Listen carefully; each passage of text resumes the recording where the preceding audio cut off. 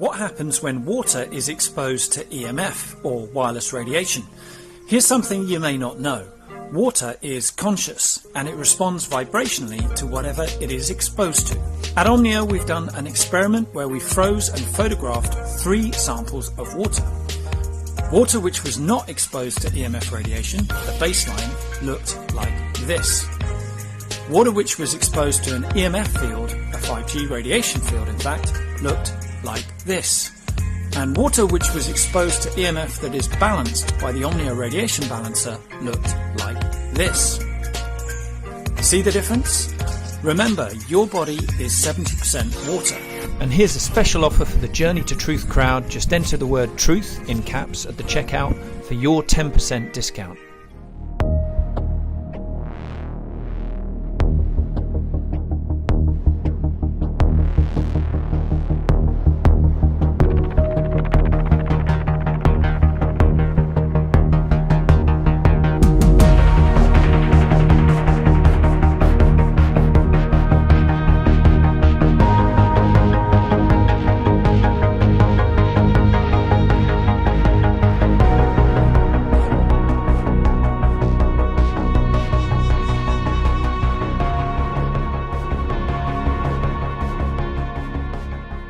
Hey guys, welcome back to the show. Just a reminder, tickets are available for our conference in Grafton, Illinois, May 22nd through the 25th. Tickets are available at journeytotruthcon.com. We're looking forward to seeing all of you out there. So grab a ticket, come hang out with us. If you can't make it, on live stream tickets are available for $99. And so take advantage of that. Without wasting any time, tonight we are joined by Gene Decode, who is a 20-plus year veteran of the U.S. Navy Submarine Fleet. He's done some incredible work. I'm really impressed by his extensive research and his database of knowledge and information on his website, his extensive understanding of the underground tunnel network, which I'd like to get into today, and among many other things. So welcome to the show, Gene. Thank you. Really appreciate you having me here. And I wanted to mention the audience, the conference sounds fantastic. I'm not allowed to go to public things, so I don't know anything about it, just to put it that way. The most secret. It sounds great. Go there if you feel called. Yeah. Just putting it, after listening to it, I go, that sounds fun, but I'm not allowed to go into public forum. Yeah. Right. Well, we appreciate that. Thank you. Yeah, we appreciate that. So, I mean, as you know, our audience, along with us, we pretty much have a vast understanding of what's happening on this planet right now. So, we love interviewing people like you who might be able to provide us with intel on like the current status of things, or is to the best of your knowledge, what's the status of the underground wars right now, off-world activities, stuff like that. Maybe we could start underground and you can kind of give us an idea of what's happening. What is the status of that war? What percentage of the DUMs have been taken over by the white hats? And we can just go from there. No, it's first necessary to understand that in war, just like in Ukraine, you see property, so to speak, taken and then taken back and then taken again. So like they fell back from Kherson and then they're bombarding the enemy that came into Kherson, and then they'll go back into Kherson. Same thing with different areas in the dumps, where DUMs are taken, DUMs are lost, DUMs are retaken. The whole point is to do as much damage to your adversary as far as getting rid of their weaponry and their military structure so that they can't take back anything in the future. Is to not lose those things on your side, on the alliance side of the Earth Alliance, and then, of course, the various alliances that are on a broader scale out to the galactic and multi-galactic area. So in doing so, you want to cause attrition to the enemy, both in number of combatants and in weaponry. And that's what the alliance is doing. So they're doing exactly the same thing in taking the DUMs and all of the different interconnected tunnels and even the jump gates that go to, like, for example, to Mars or to bases in the Kuiper Belt or other locations. Some of the moons of Saturn as well have jump gates. A lot of the Hilton hotels near, especially the LA one, is quite frequently used, where they have jump gates that they can jump, same as Dulce. a lot of people who worked at Dulce or Sandia would go ride their bicycle up to a little building in the middle of nowhere, go down, take a elevator going down 60, 70, 80, 200 floors, get in a small kind of trolley-like device, get on that, and seems to be a uninterrupted ride. And they'd be looking out the window what looks like the New Mexico, for example, but they're actually outside that window. That's a hologram. Actually, what's outside that window would be Mars. So, a lot of what's going on is not what meets the eye. I'm sure, your audience knows that a lot of people who you think are running the show in various countries of like Lavrov and Putin say the combined West. The combined West, those that are real are just talking heads anyway. They really, anybody that believes a guy could be a comedian and an actor and then go immediately after that and run a country at war. And I mean that. The Maidan coup, as soon as he got in, they went to war. They started building an army. They started bombarding Donetsk and Donbass regions, all of that, missiles, rockets. And it was an ongoing war since 2014, poking the bear. Then that's why they had the Minsk Accords. Why do you have peace accords? Because there's no peace. And then they, as Merkel has now come out and said, along with Helen and quite a few other people, it was a sham to buy time to build up Ukraine so Putin wouldn't attack, the Russians wouldn't attack it. And they just kept poking it, make it worse and worse. And it comes to a point where you have no option. And the point was that they knew that they had been with their bio research facilities, as Newland calls them. Not what they really are, we know, but they were getting to release something that would target Slavic people on the earth because they have a hatred for them that reaches back to the time they first came to Earth.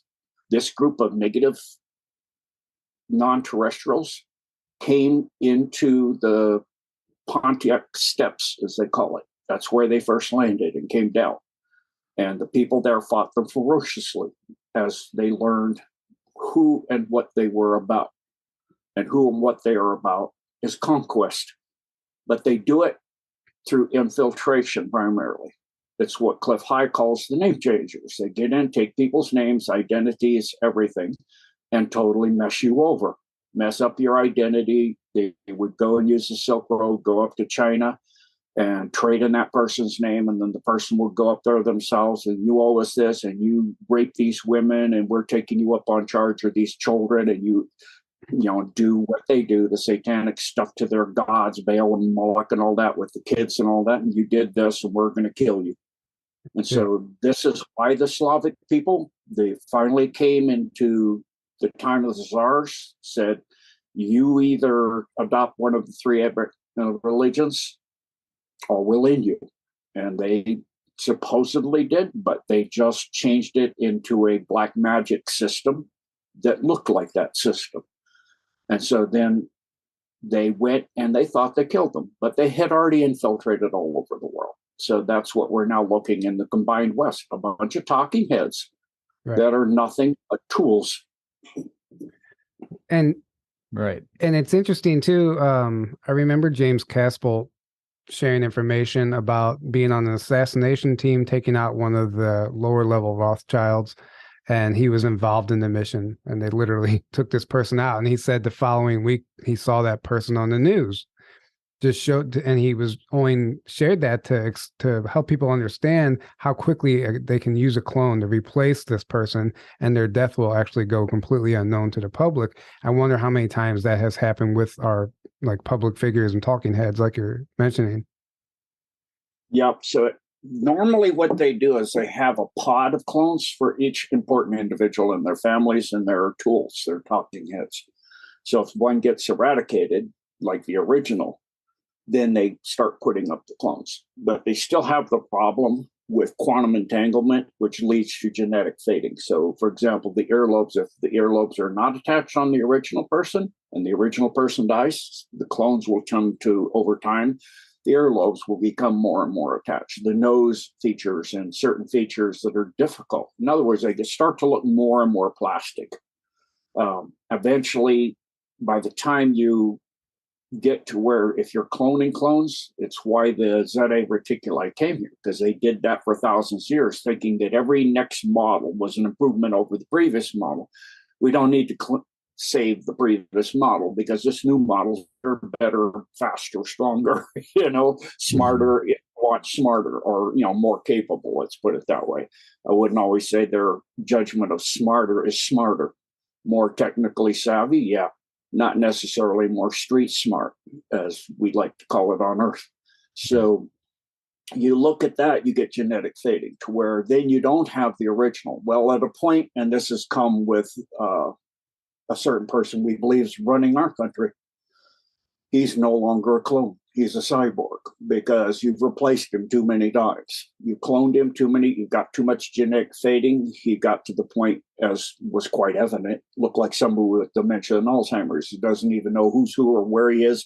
Doesn't even know to look forward when he's talking. He's turning around talking to a flag. Right. Right. Dude, Yeah. you're no longer useful. Well, Right. we'll create a cyborg to do that, and we can program that thing to say and do whatever we want, because you can't even remember or even hold your cue cards. You have a very simple set of talking points. You can't remember them without constantly checking them every 3 seconds. It looks pathetic. So that's the case with certain people who run certain huge organizations that are doing the alliance work now too. They've replaced people, but they've had to put a cyborg in place. Like Carrie's mentioned, a certain extremely powerful billionaire. I will not mention names. I'll let people figure it out. I think she said it succinctly enough and often enough for people to know who I'm referring to. Right. It's interesting you mentioned the grays or the Zeta Reticuli and, the genetic fading, because Captain Mark Richards would talk about how the Zetas in particular would use like a portal or a gate system that the humans didn't want to use, because it would actually like break down your genetic makeup and like it would affect your biology. And that's another reason why they became the way they became. And they need us. They don't even care that they're degrading themselves by using this portal system. So it's just interesting. Like there's multiple factors in place here why they have become so drone-like.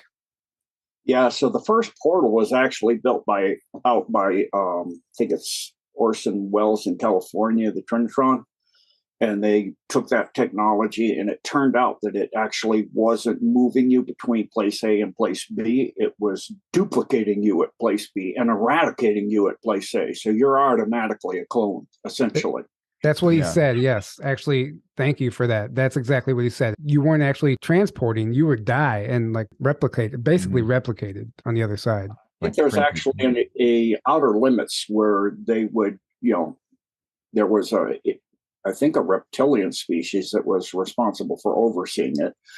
It's very accurate to what's going on, where they would make sure I forget the word that the reptilian would use, no redundancy, so that the initial one at the send-off location of the data, you would be digitized, data sent to the other end and recreated from a data stream.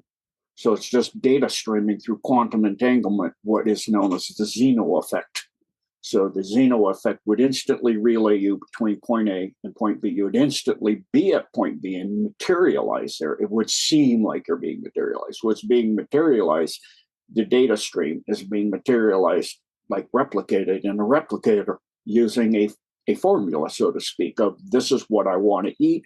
So it replicates that information into an organic compound or food, or in this case, a person. And so, all of the people that have the portals that they have now don't do that, but the ones at that time do that. Stargates, as they are, all of the original ones, even up to the ancient builder race, the stargates that they built, plus the ones that were built in the beginning of this creation, require a human being to go through it. If it doesn't have a human being that's activating it, it keys on the genetic stranding of the human being. Originally, humans had 64 genetic strands.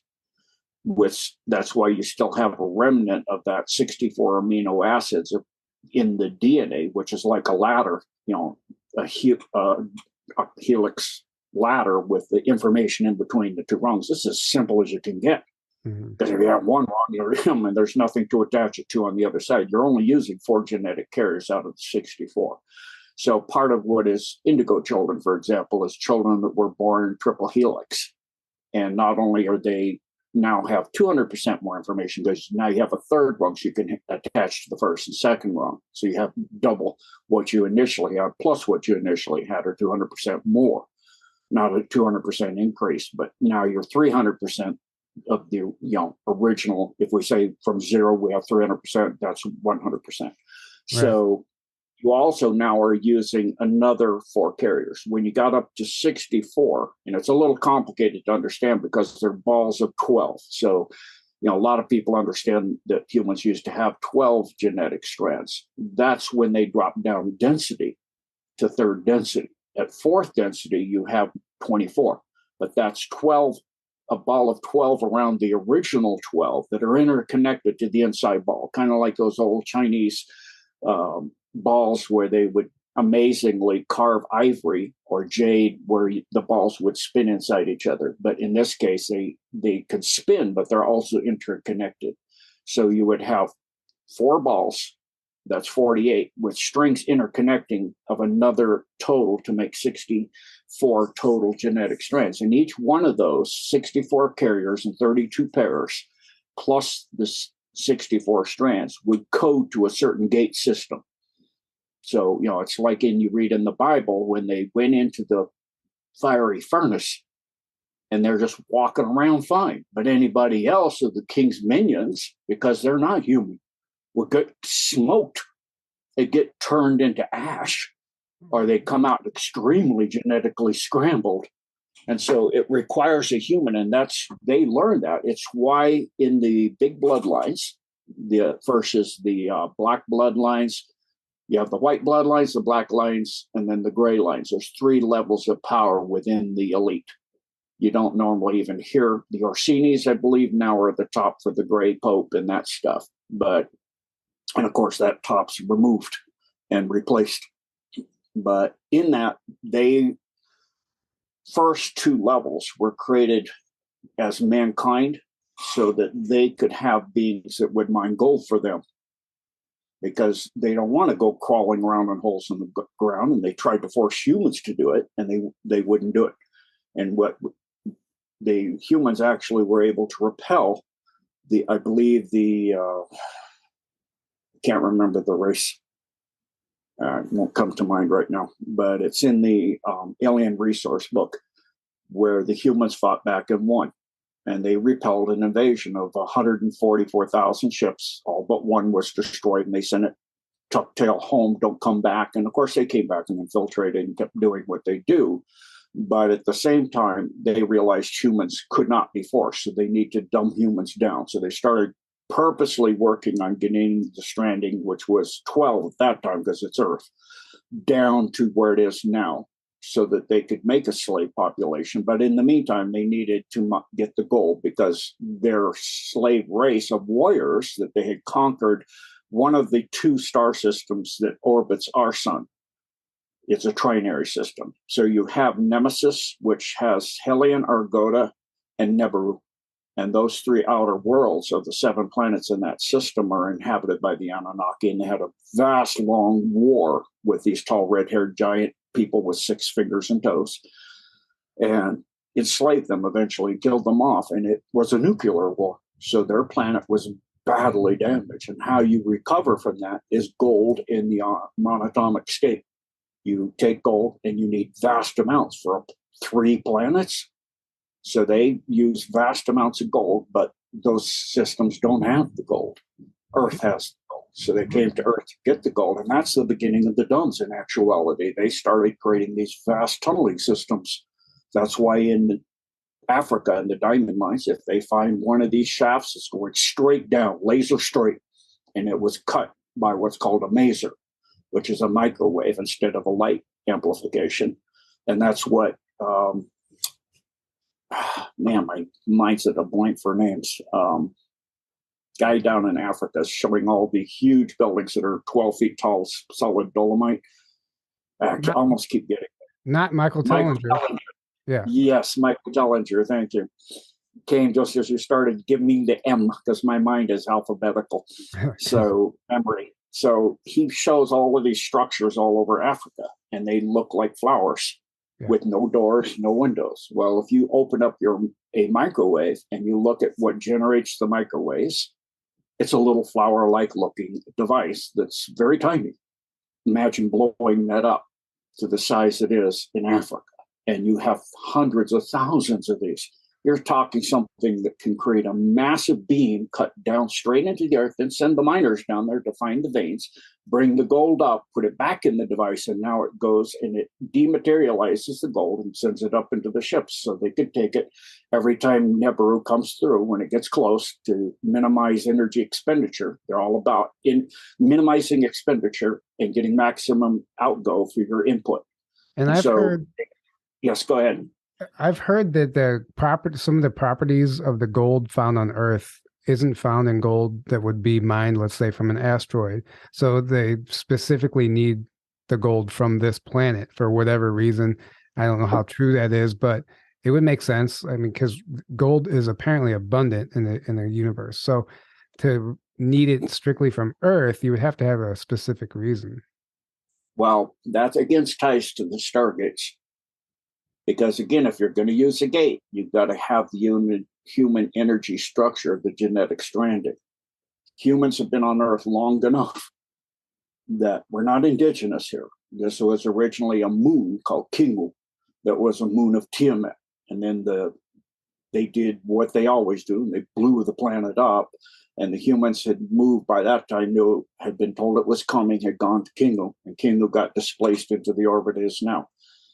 So it's not originally was our home, but it's the home of humanity for so long. This is a very, very long time ago that the ley lines pick up the life on the planet. The planets are living beings.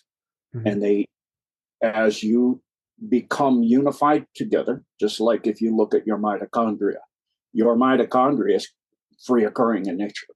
It originally came into people and helped us learn with us to create energy for us. And so in the process of that, it becomes part of who you are. We're literally part of who the planet is. Right. Because of that, the energy structure of everything that's forming here, growing here, everything becomes patterned to be cohesive as a whole. So if you look at plants, for example, every single plant on Earth is here to help humanity in some way. It's either food, it's an organic, like garlic. It's not something you want to really eat much of because it destabilizes the right and left hemispheres of the brain. So if you're doing both right and left hemisphere operations, like steering a starship and doing vast calculations in your head at the same time, you can't do that. So if you look at the right and left hemisphere, normally algebraic sum, they're massive. It's like sine waves going in opposite directions. If I take the algebraic sum of that, when it inverts itself, it's zero.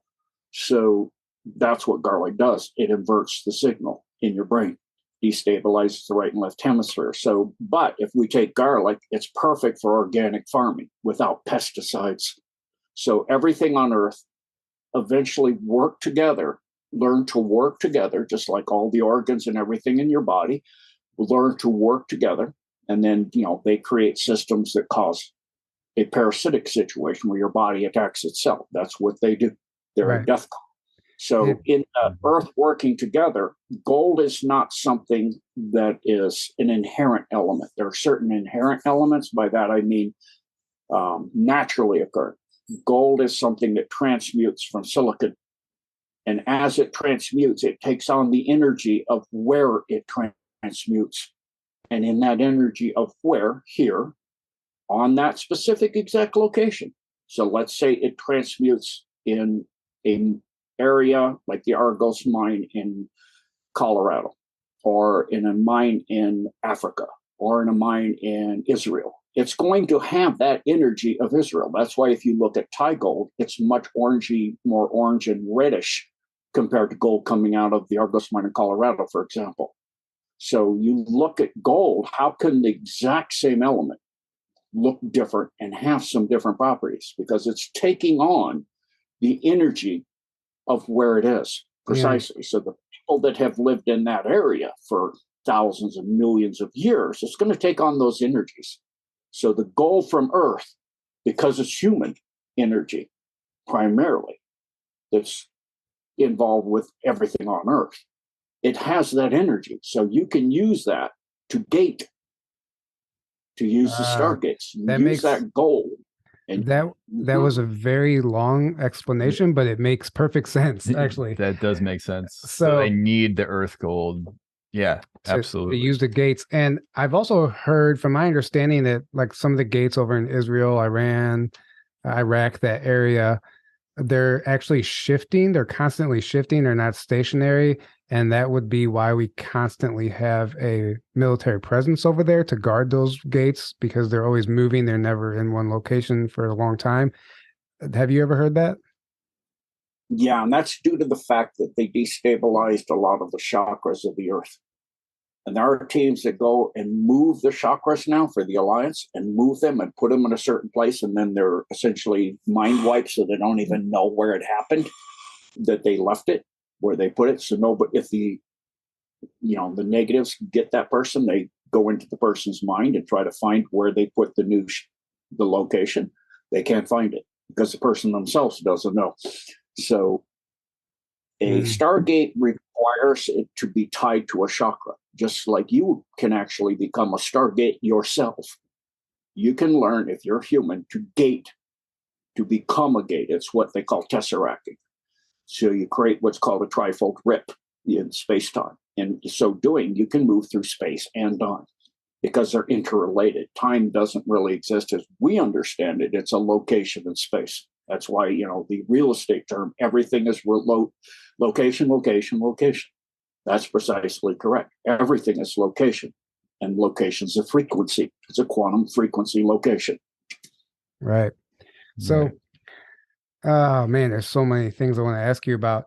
You've mentioned in previous interviews about Alternative 2 and Alternative 3. Alternative 2 is relocating the elites underground into massive caverns, and Alternative 3 is colonizing like the moon and Mars for like slave colonies, basically. And I didn't know if you had any updates on like, is this still an active operation? Is that still in play, or has something been done to stop that? Still in place, still going on. They're still out there trying to do, because they've pretty much lost control of the solar system. They have a few small nooks and crannies, just like the majority of domes are under the Alliance control. Of course, the tunnel systems are so vast down to things that are just old mine shafts and that kind of stuff and mining tunnels. Those are going to take some time. And the solar system is pretty much under control of the Earth Alliance, mainly controlled by Solar Warden, which is Radiant Guardian and Radiant Glory, are the two halves, depending on which side of the asteroid field you're talking about. But they still have a total of, they just call it the Deutscht, out beyond our system, the Dark Fleet, which is the NAZI's third, fourth, and fifth Reichs, or fourth, fifth Reichs now mostly. And they still have a total of about 450 worlds that they subjugated through the standard techniques of bombarding it with meteors, coming there first. So this alien race is going to come and try to take your planet. We'll help you. They install a Babylonian money system, all the same stuff we have here. And then they bombard it with meteors and they send in the enemy, because the enemy is them. Problem, action, solution, right? Hegelian dialectic, create opposites that pull together so you take over the world. That's what they do every time. It's the same playbook. They've used it as they've been, vampiring and pretty much being a parasitic race traveling through the cosmos. Right. Yep, that's what they do. This is slightly changing the subject, but on Monday, I read there was nearly 100% blackout of all military transponders over North America. And I don't know if you had any intel as to why that might have happened. Yeah, there was a massive removal of certain types of middle they've done the upper levels, the Alliance. So they're doing the middle level, the talking heads that we see in mainstream media. They're replacing them and taking them out.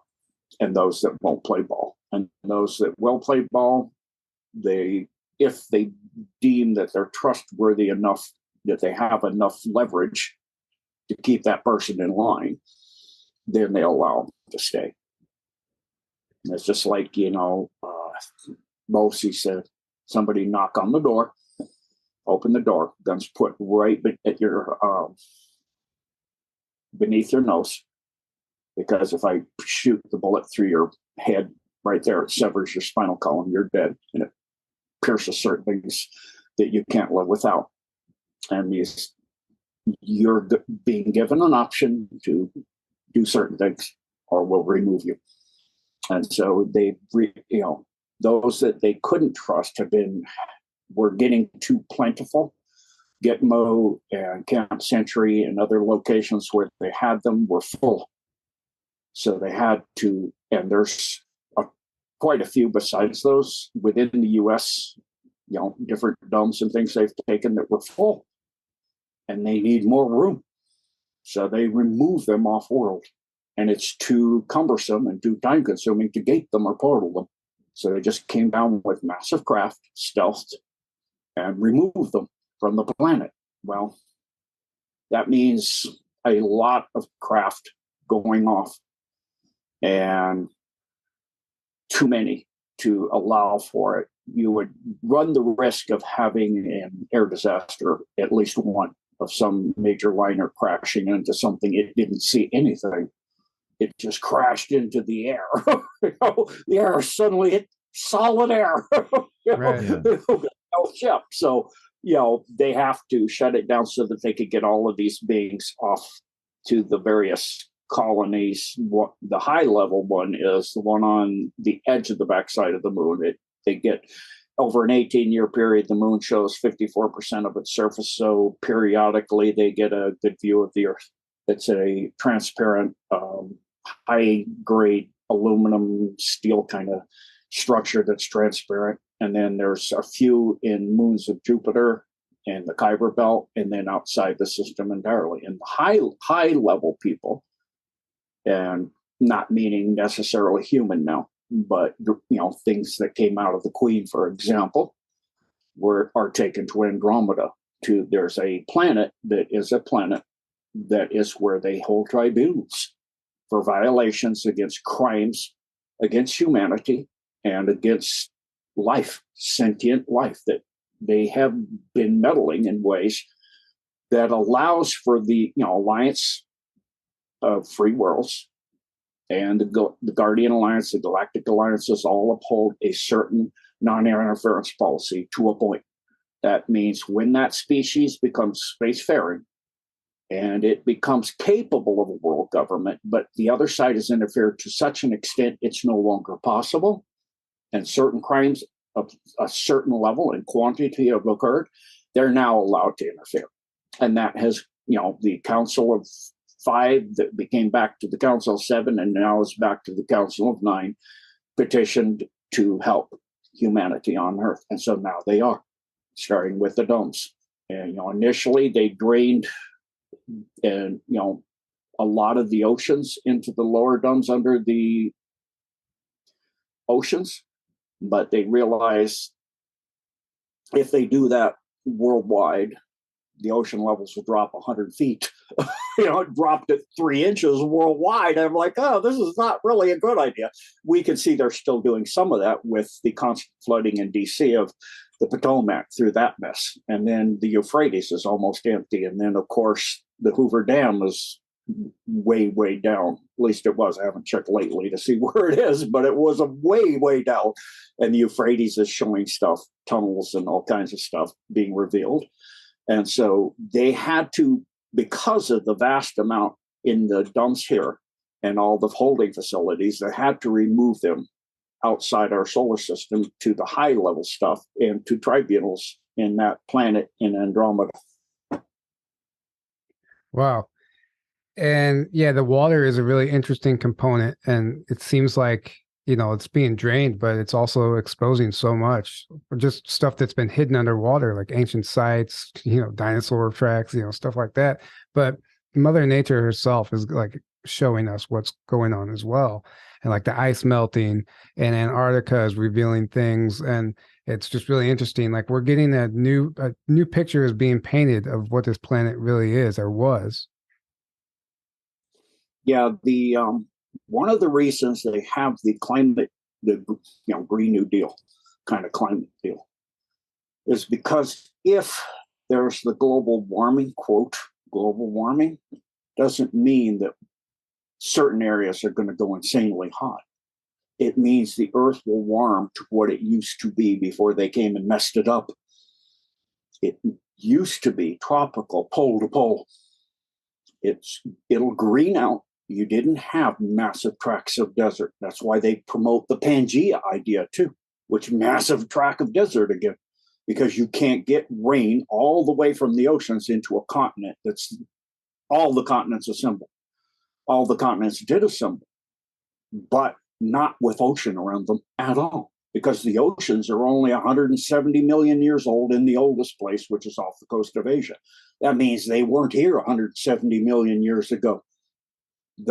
Take all of them out, take a real projection of the Earth, like a Peters projection or Hapgood projection, and you can find out. You can put all of the continents, slide out, the major part of Antarctica and Australia up into the Pacific, and the other part, which is Atlantis, up into the Atlantic, and it gets a smaller ball at about 48% the size of the Earth, with holes at the poles to go inside to the inner Earth. And it used to be one solid plate. The whole surface, inside and out, was one solid piece. And they created a war that ripped it all into pieces, and then the spin torque of the Earth caused it to pull apart evenly. I mean, you didn't have like India go halfway around the world and Africa not move at all. How does that work? Yeah. Right. So it's even due to spin caused by the torque caused by the spin. And so that, if we look at how it used to be, it was one solid chunk, tropical from pole to pole. So you go to Antarctica, you have coal. Well, coal comes from trees, mostly, and big plants. And you have fossils down there, and you have dinosaur fossils down there. So you had, they also created the T-Rex from genetic engineering to predate, again, the predominant species at the time, which was the dinosaurs. They wanted to predate the raptors, who were the sentient species at the time here before humans came here. And so they wanted to control everything. That's how they always do. So they tried to do that with the raptors. It didn't work. The raptors went inside, into tunnels and stuff, and they created T-Rex from the raptors genetics, along with Brachiosaurus and a few other things, to try to wipe out the raptors. And that's why the raptors now know who they are. Just like Lavrov learned, color revolution, they'll wipe you out. Don't sign a treaty with them, because they don't do anything but use a treaty to their advantage. And then when they're done, they use it for scrap paper. They don't have no honor.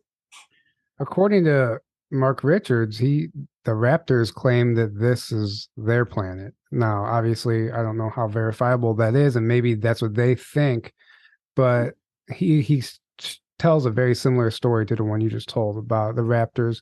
And allegedly now they've aligned with the humans, and it's like a Raptor human alliance versus like the Draconians. Like I can't verify any of this.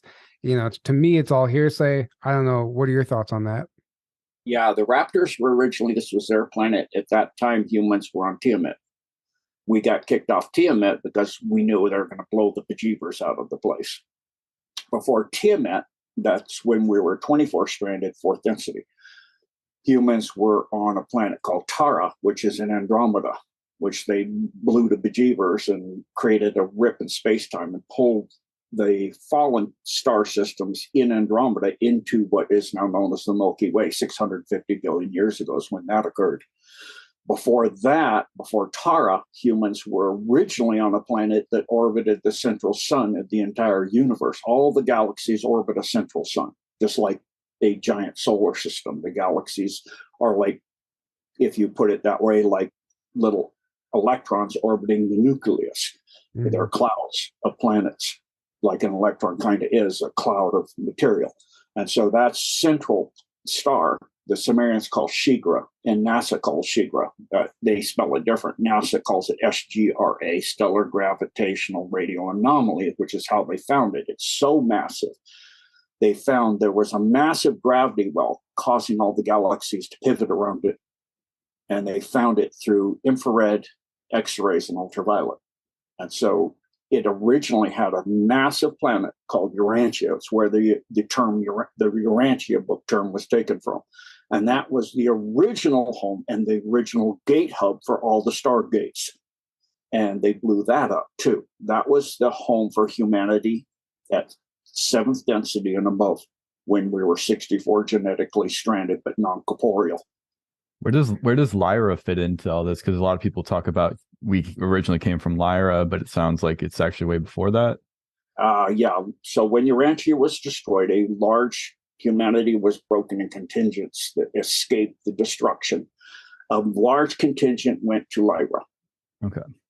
And, had to battle. There were the Lycosian Wars in which they battled the Lycosians.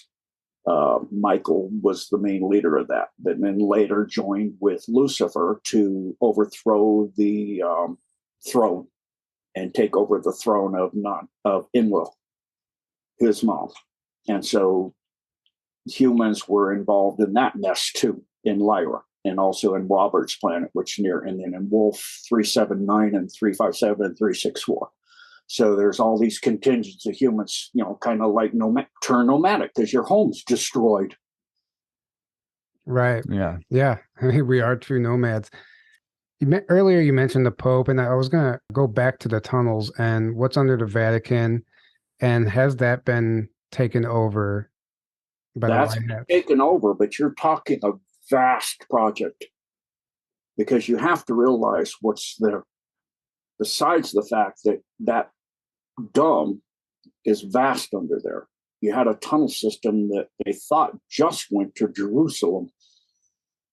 Howsoever, the first 150 miles was gold because that they are taking gold from all over the earth to assemble it in one location so that we can then, through that energy structure, control the gates of the earth, all of them, and all of humanity too. We can harp everything together and uplink it to the Thothsphere that Thoth created, and then create a soul trap around the earth that would forever mean souls can't even get off Earth. They can't even get to Jupiter to get trapped by the rings of Saturn and into that soul trap. They'll be trapped here as loose forever.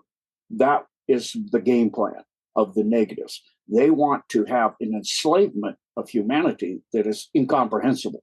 In other words, at the soul level and every level below that, you would be trapped here forever. You would reincarnate again and again and again and mind wiped every time and have no memory and no way out of here. And they would tag the soul so that it could never leave again. It could not get out of the soul trap. A lot of souls, know, there's a few that know, like myself, never to get caught. We immediately go outside the Milky Way. You don't even go into the darkness or go into the white light or go up the stairway to heaven or any of this garbage. You head out of the Milky Way now. As soon as you die, you tesseract your soul right out of here. So you don't get that mind wipe. And you remember vast times of people coming back and coming back and coming back and not remembering who they are and what they are and why you were created and why God made you. And, we volunteer to come back to try to help humanity to overthrow this monstrosity of, things that's happening. And this is it. This is the time they have the technology and everything in place, and all that gold has now been removed because that was a huge getting ready to activate. Now they took all that gold out, which took massive amount of time and effort because you're talking 150 miles was about 100 feet high by 60 feet wide, stacks and stacks and stacks of pallets of gold. Then they found a tunnel that went to the Alps. And they're like, what's in this? Ancient artifacts, all kinds of ancient things going back. There's 4 Arks of the Covenant total. They had 1. There's 3 more now. They found all kinds of things like this. Some of the ancient crystalline skulls. There's a total of 7 of those. They had 4. Now they got the other 3. That's why they grabbed Jacques de Molay, by the way, was to get the skull of the Carthaginians. They found this all the way up into Lake Geneva, under Lake Geneva, the dome that's there.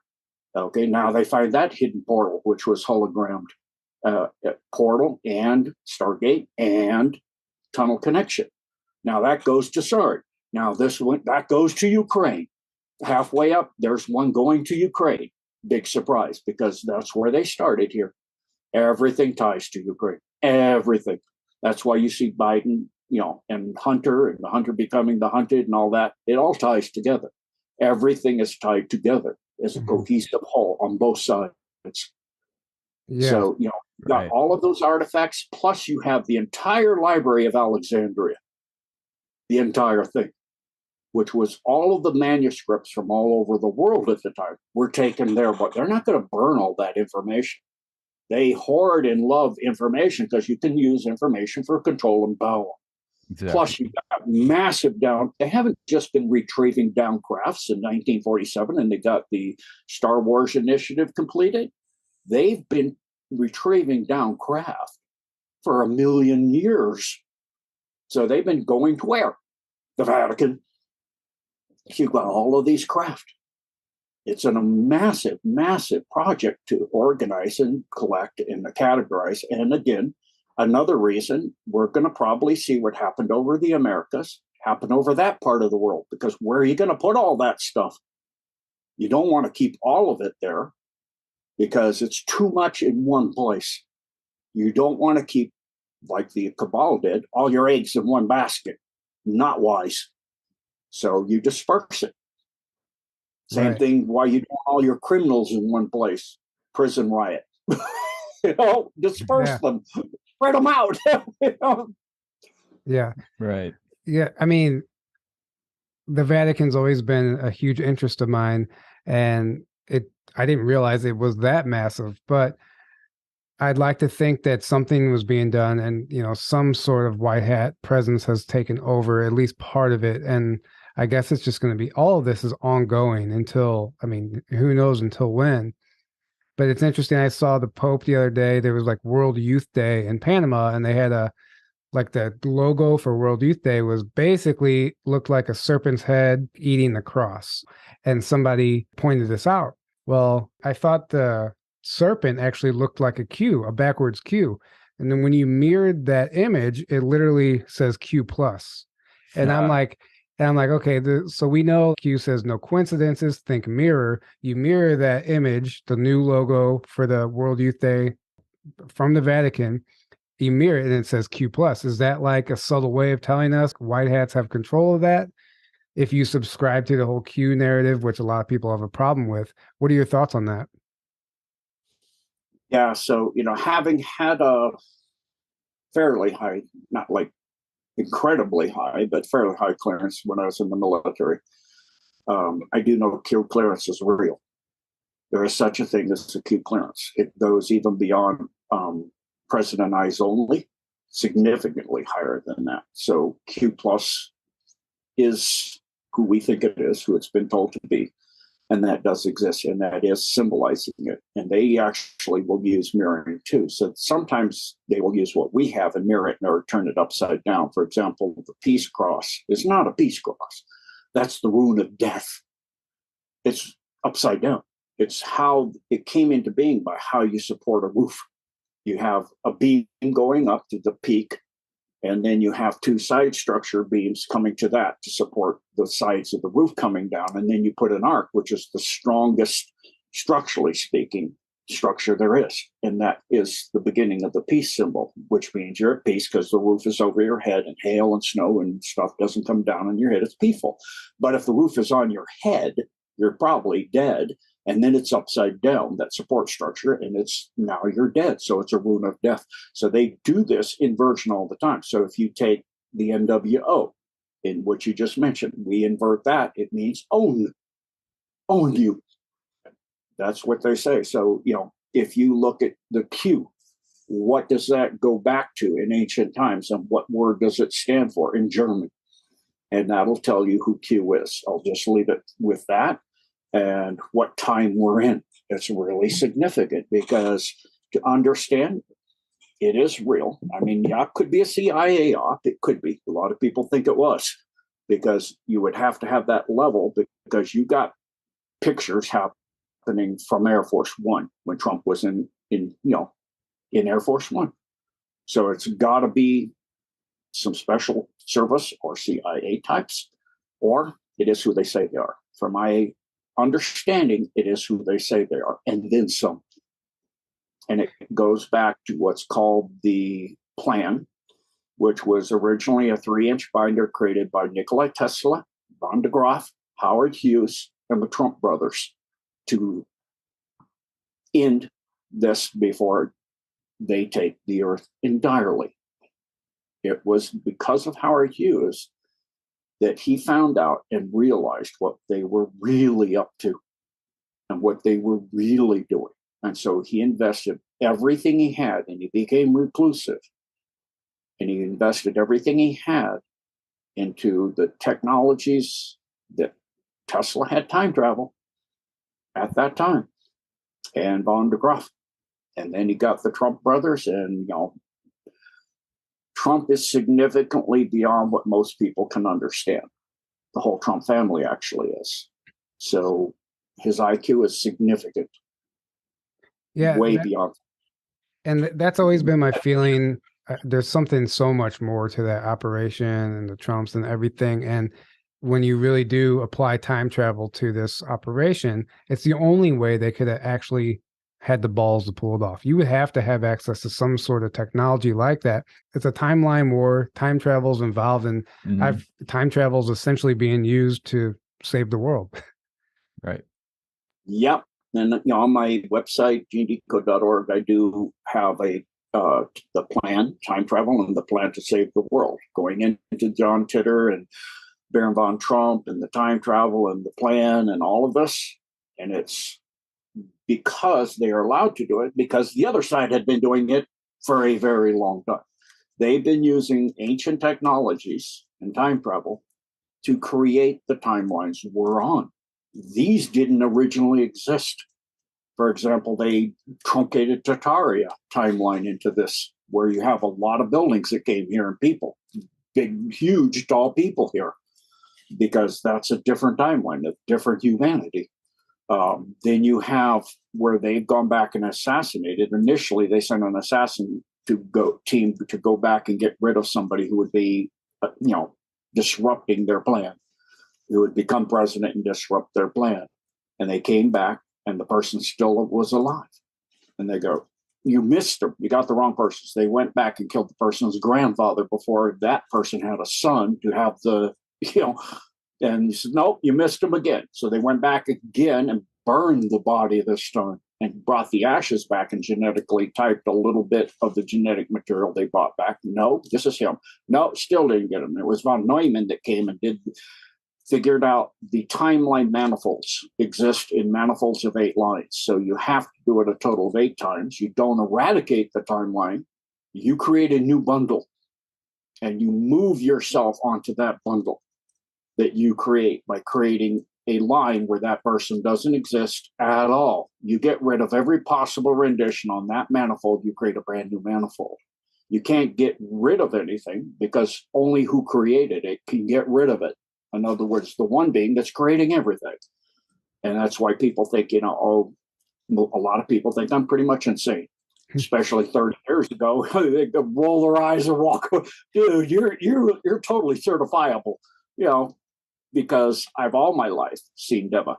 I've all my life had little tiny friends that are 1 inch tall that help me and have saved my life sometimes in inexplicable ways. I go, "How'd you get out of that?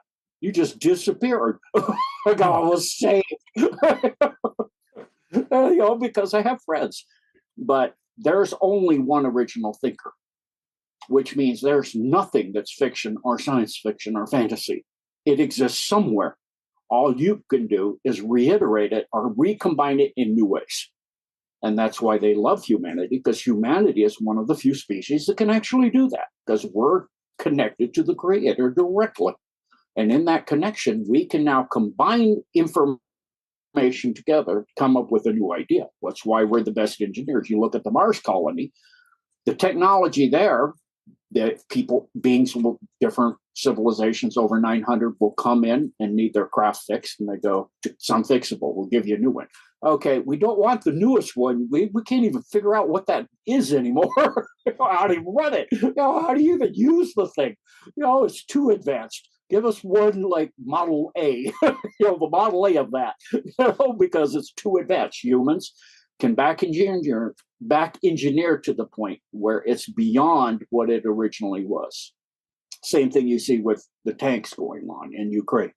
They can't ship them the Abrams they have today. They couldn't even use them over there. They're going to go, what do we do? They're going to wind up tearing their arm off or their hand off or something. They'd have no idea how, plus some of the armor in those tanks are capable of interstellar travel. The tanks are capable of going to Mars by themselves. That's why they don't want them over there. The Challenger included. What is it made out of? Depleted what? And what is that used for in the STAR program? Yeah, I've heard that if you applied or retrofitted the proper technology to even a VW bus, the VW bus could make it to the moon or Mars, just depending on the level of advanced technology that's implicated. So that would make sense. It sounds crazy that a tank's going to just take off and fly to Mars, but wouldn't necessarily look like that. This is beyond our comprehension, I think. It's like what you see the craft coming out of the air, like smoke, and then suddenly it's materialized. There's a lot of videos like that where you see somebody looking outside the window and they see a cigar. They see a disc coming out, and then a cigar-shaped craft comes out after it like a puff of smoke. Yeah. That's the type of technology. It just materializes itself. It portals through. It becomes a portal itself, just like you can become a Stargate, and then you materialize yourself in whatever space-time location. That's a situation of a solar Borden craft chasing down a dark fleet craft. And so, there's many of those type of things out there. And the tanks have that capacity too, to literally drive from Ukraine. If they knew what they're doing, they could accidentally wind up on Mars. They're going, where'd everybody go? Oh my goodness, it's a giant spider. Right. We must be in Bakhmut. Did you see the spiral that appeared over Hawaii just like last night or just recently? They kind of looked like the Norway spiral. A lot of people say it's like a SpaceX launch or something to that effect. I disagree. I think they're actually creating portals right before our eyes, and it might be part of some operation. What do you know about that, or do you know? The inter-timeline gates, when you go into a parallel timeline, look like that. When you gate to another timeline, which both sides do, because the cabal was doing it. They've been raiding and using other timelines to create problems here. They've been raiding and bringing people from other timelines over here that were dead here instead of cloning. Once they couldn't clone. That's one thing they've done. Another thing they've done is like Chernobyl and Fukushima. They took nuclear material, waste material, and they were sending it into those reactors here on this timeline. Well, if your formula for how much waste you have to compensate for and how much, microcuries per cubic milliliter and all of that, if you're at a safe operating level, etc., then you're calculating that out. But you're getting waste coming from nowhere. You're not compensating for that. And so they caused it to happen by doing essentially timeline warfare, because they control that timeline over there already. So they're sending it over here to create damage and destruction. That's mostly Omicron, Draco Omicron. They're doing that. They work on that level. They work on a inter-time and intergalactic and galactic level. They don't normally get involved in like local wars. They work on bigger levels. And so they were doing that. So now the Alliance is doing the same thing. They're working, trying to repair the damage. That's why you see the movies like it's Disclosure, Doctor Strange, Spider-Man showing inter-timeline interconnectivity, because they were planning on truncating not just one timeline like Tartaria, hundreds, so they would all collapse into one. You're causing a loss of life on a scale that can't be comprehended or put a number to, because you're ending galaxies, you're ending entire universes. I mean, how many sentient living beings is that? What number could you even put to it? We don't have a way, even 1 times 10 to the times to the 10 to the times to the 10, whatever. I mean, you have to go to some kind of exponential system we don't even have. And so we have help from all of that now. The Alliance, the Infinite Alliance, is why they call it the Infinite Alliance of Free Worlds, are all here. That's why people that are going, it's going to happen on this day. Yeah, right. Right.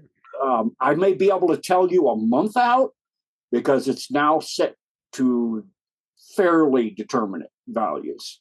But you're now dealing with essentially like a linear algebra equation that has nearly infinite variables on both sides. How in the world can you calculate the results? You can't. Right. Even the quantum computer systems are struggling now. They're like, holy smoke. It's like, wow. So you have some beings with vast, way beyond quantum computer capacity, vast ability. Kind of like you saw in, again, Soft Disclosure, the beings that were in the green, is it the Green Lantern? What's that one with the green energy? They had it backwards. Willpower is blue, but they used it as green, where he would think and it would become so. He had a ring and it charged up through a lamp. I can't remember the guy's name. My memory is trash today, I swear. But anyway, they had some very powerful beings that could hold that kind of calculations in their head. And there are beings with that kind of capacity at high density. And so that's actually what's running it. It's beyond AI. So, I know a lot of people like Terry Cassidy is very concerned about the AI situation. I would be too, if that's what's really running the show. Because you've got organic AI, you've got non-organic AI, which is death or AI. It feeds off the living AI and all the other living material. And then you've got beyond that. And that's what's running the show now. It's beyond the AI. Right. And just listening to you talk and painting this picture right now, like this is beyond disclosure, what we're talking about also. Like this is beyond just like, yeah, aliens are real. We have this technology. This is so convoluted. It's so layered.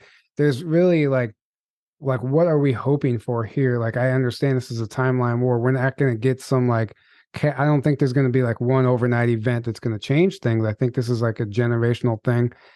I don't know how soon we expect something to happen.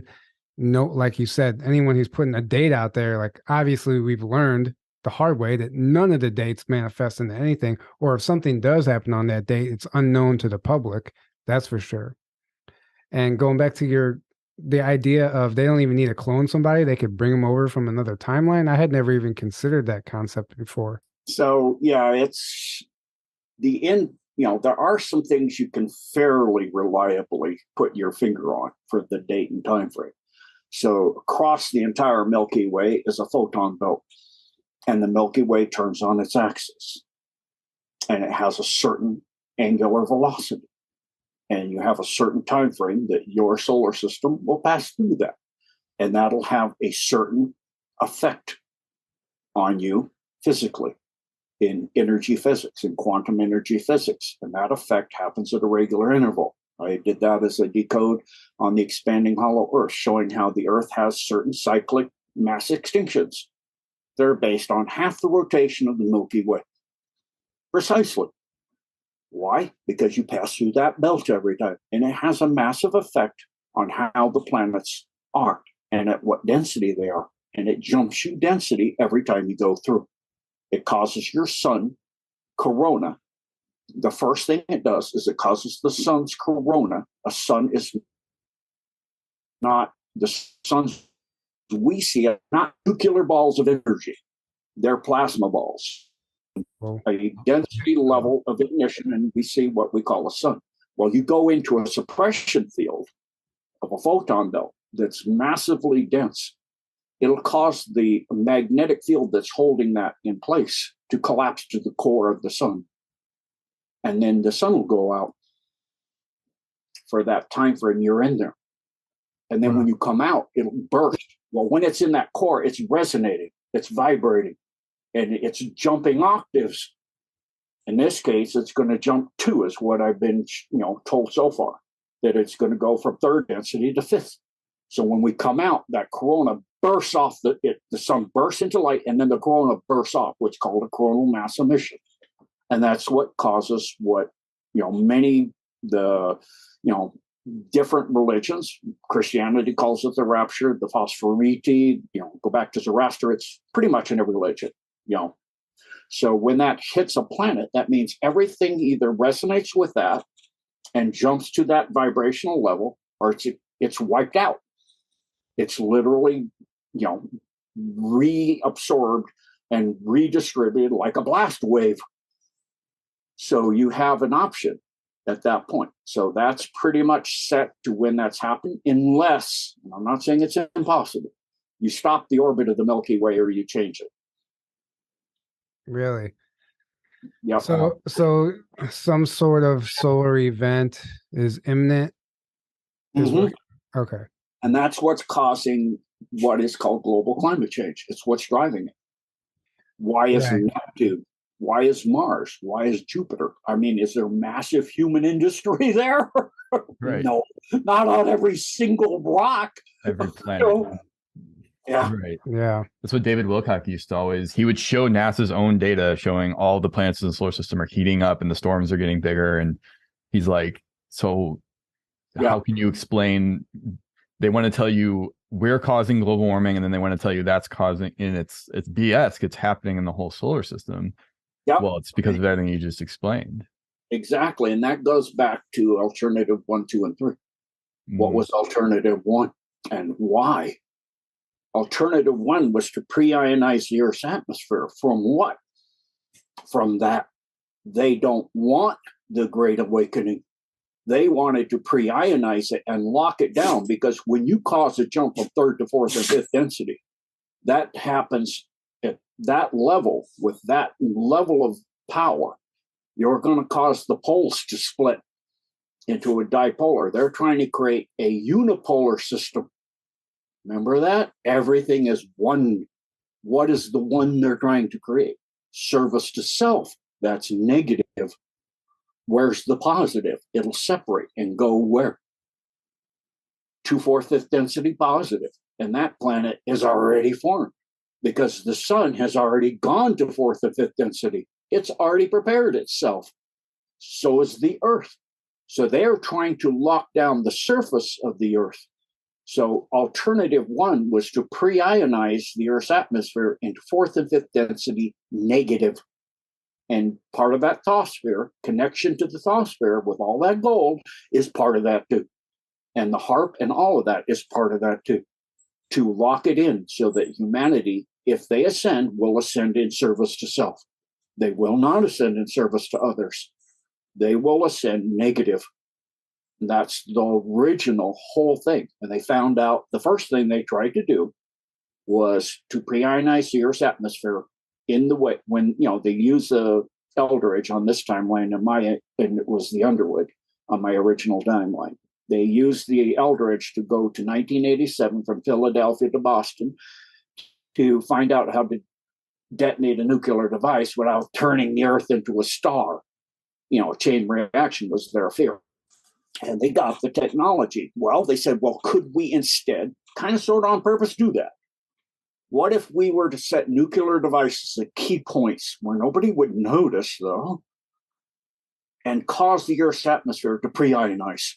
So they put nuclear devices over the South and North Pole, because that's your poles. That's all of your ley lines, north to south, are connected.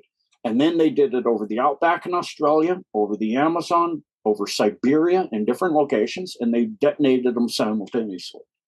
It doesn't ionize the Earth's atmosphere. It ain't holes in the ozone, of course. So they go, well, that is a disaster. It's like, the cube board said, these people are stupid. Right. Been paying attention at all to all your nuclear blasts you've done.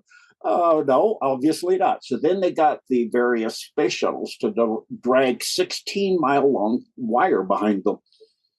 And then they built the harps all over the Earth. And the big portion of that is not just mind control and weather manipulation, pre-ionization. And then, of course, alternative 2 and alternative 3 and alternative 4. And what's alternative 4? Timeline and inter-timeline warfare. Okay, so that's where we're at. Mm-hmm. And I've heard other insiders say that the original HARP location, or maybe all of them, are actually the true technology is coming from a pyramid that exists underground in those locations. Have you heard that? There's vast pyramids. It was originally a system worldwide that allowed for intergalactic travel, as well as free energy, as well as thought transmission across the entire Earth. So but I mean, underground though, like an underground pyramid, like where HARP is located. Yes. Okay. There's also one under the pyramids in Giza, a vast one that makes those look like pimples. There's also the biggest one in Crimea.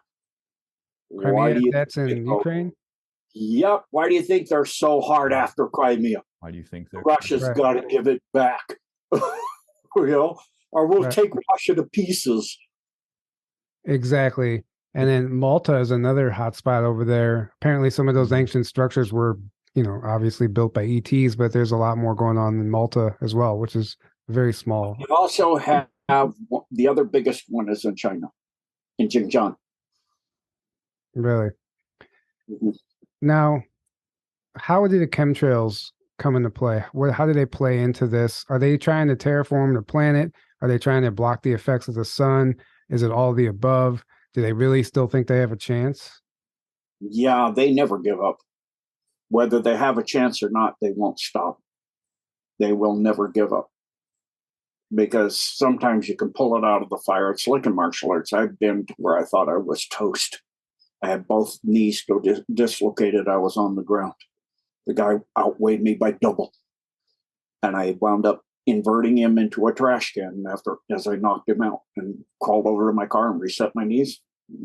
As a martial artist or a fighter, you learn to never give up. And they're in that mode. They'll never give up. And so the chemtrails are a combination of everything. It's pre-ionization. It's digital uplink.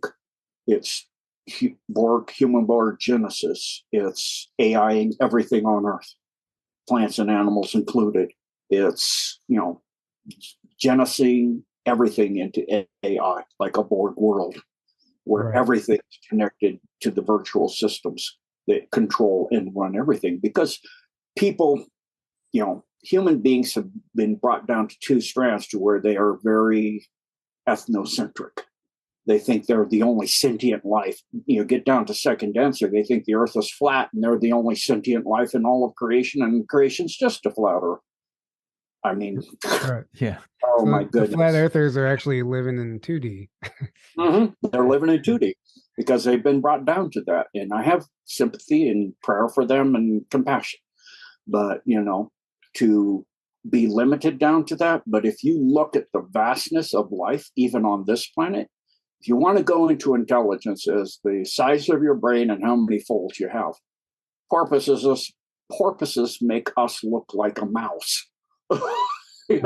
Their intelligence is significant. They've shut down. They used to be birthing centers, even one in Hawaii, where women could go have babies with porpoises, and the porpoises would sound the baby out and talk to the baby, and that baby would walk, talk, have a higher IQ sooner than any other children.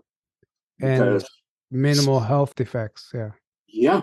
And so not only that, but trees.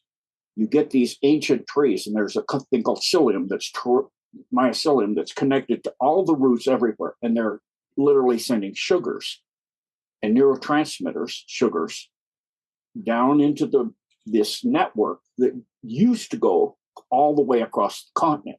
So the older trees would nurse the new trees, especially those that were direct descendants of them.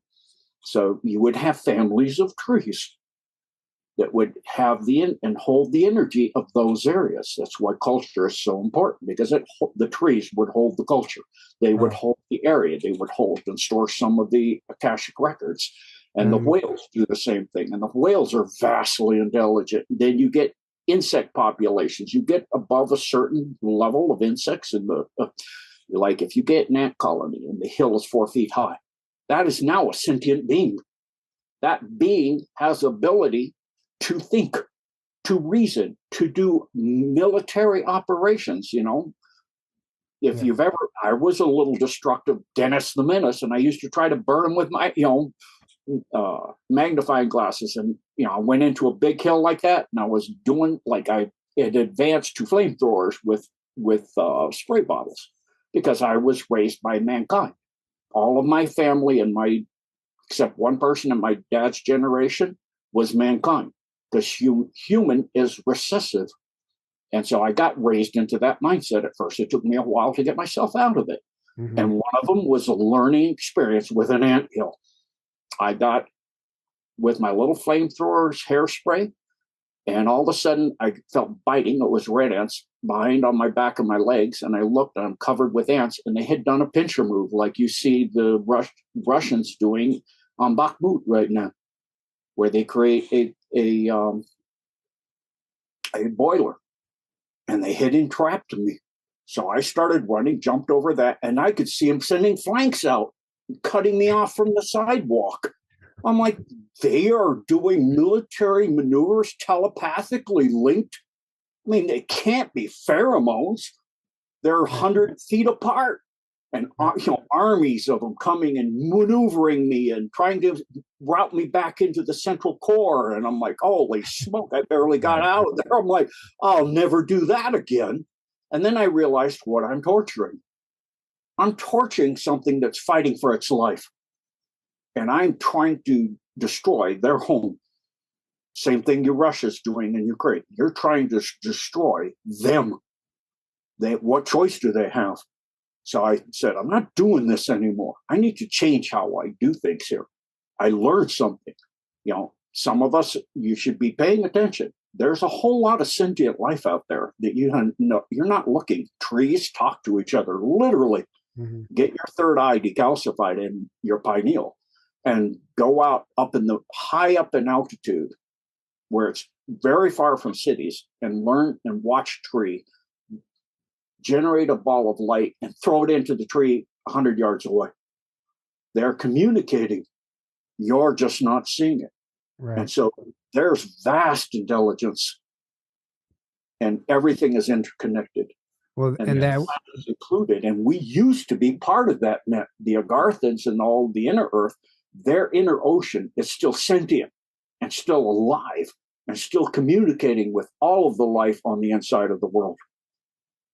Right.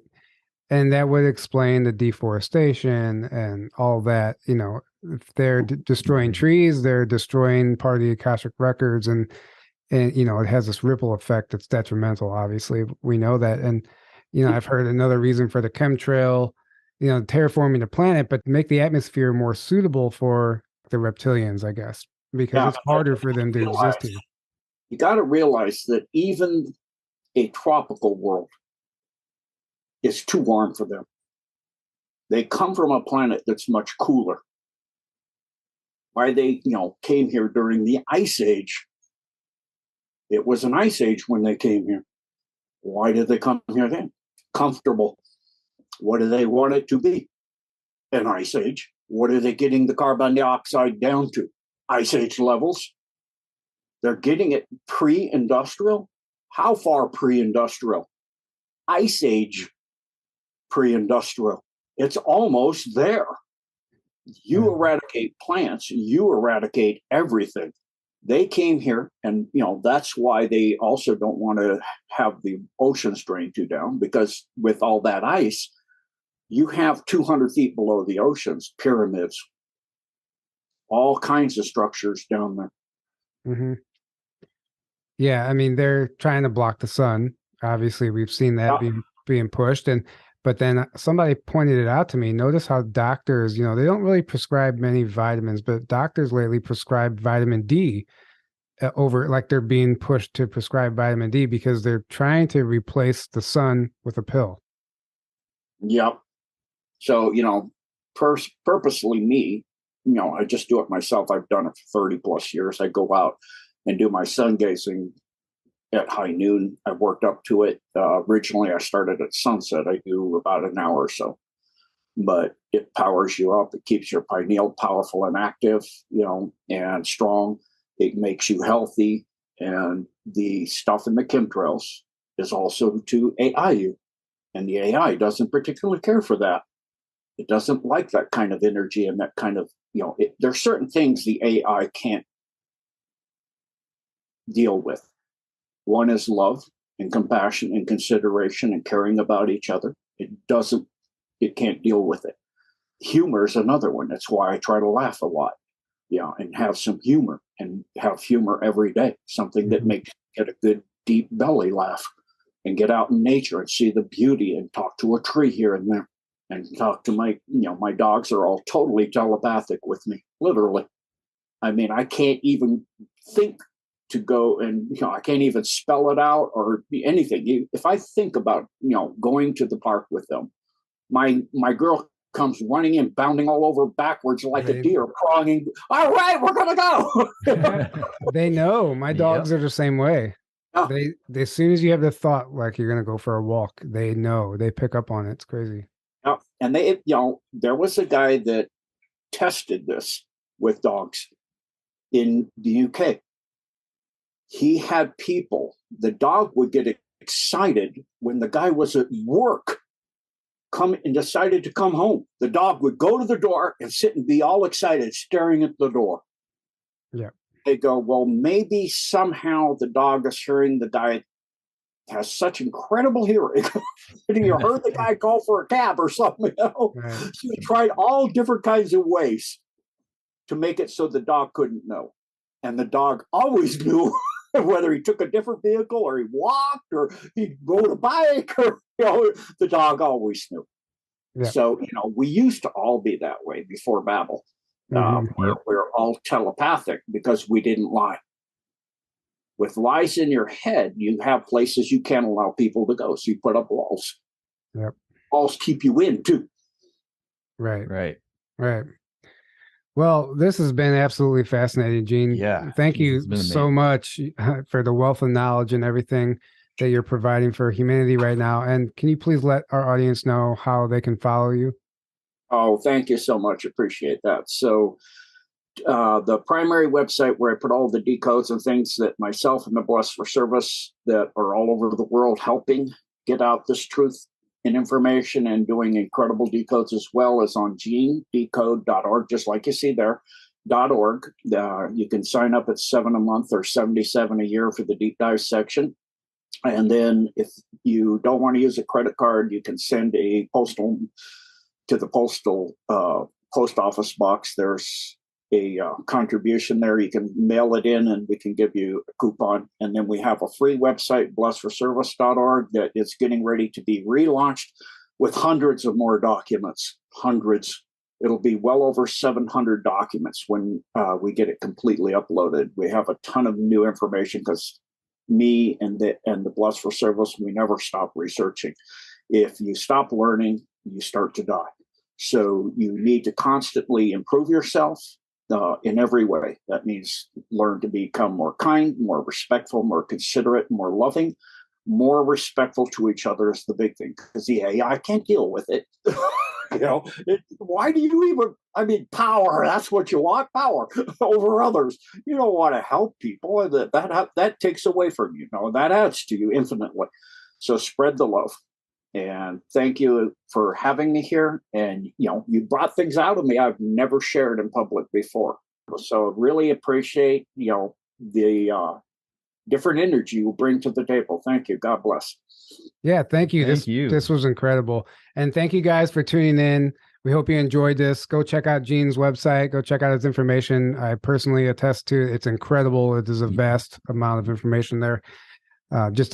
It's incredible. Go check it out. It really is. We look forward to seeing you guys all at the conference. We love you all. Have a great evening. Until next time, good night. Good night, guys.